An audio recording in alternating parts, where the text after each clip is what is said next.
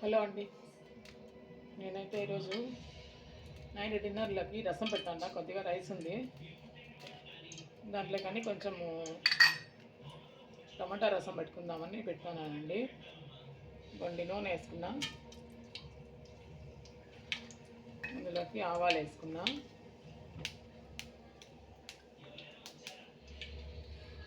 ఇంగువ,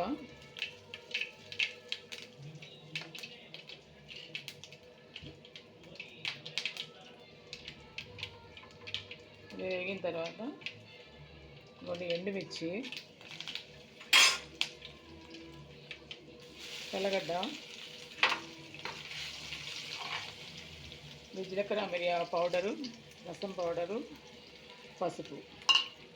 జీలకర్ర మిరియాల పౌడర్ అంటే నేను ఇంట్లోనే రసం పౌడర్ వేసుకుంటానండి, అదే పౌడర్ అది. ఇది కొంచెం బాగా ఇట్లా వేగిన తర్వాత రెండు టమాటా, ఒక నిమ్మకాయ అంత చింతపండు కొంచెం వేసి ఉడికించుకున్న ఉప్పు వేసి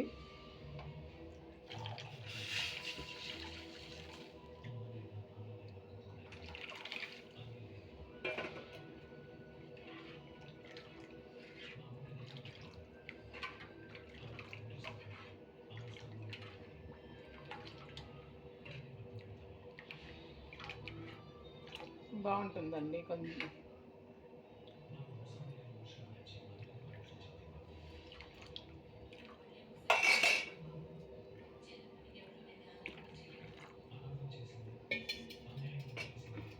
బాగుంటుందండి. కొంచెము పుల్లగా పెట్టుకున్నామంటే నైట్ టైము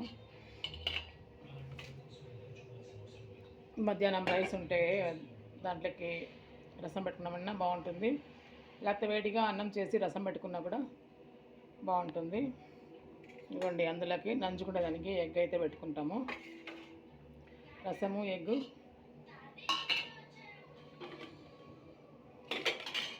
ఇవ్వండి రైసు. ఈ మూడు నైట్ డిన్నర్ కండి ఇప్పుడు మాకు. ఈ రసం కొంచెము తెల్లొచ్చిన తర్వాత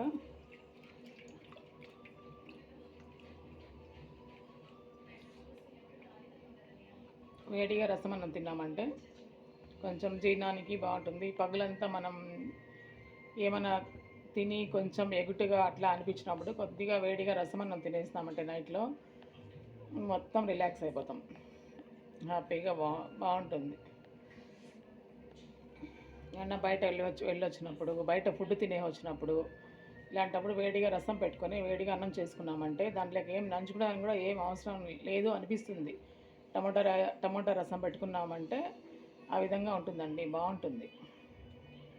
మనం అట్లయితే ట్రై చేసుకోవచ్చు, చాలా బాగుంటుంది. ఇట్లా ట్రై చేసి చూడండి ఒకసారి, సింపుల్గా బాగుంటుందండి. కొన్ని రసం కొంచెం తెల్లొచ్చే ముందు ఇట్లా కరివేపాకు, కొత్తిమీర కాడలండి ఇవి,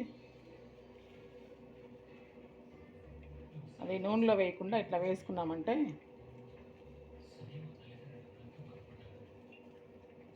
కొత్తిమీర ఆకు కన్నా ఇట్లా కాడలు వేసుకున్నామంటే మాత్రము భలే స్మెల్ ఉంటుంది. ఇది వేసినప్పుడు ఏం చేయాలంటే కొంచెం ఇట్లా చిదిమేయాలి.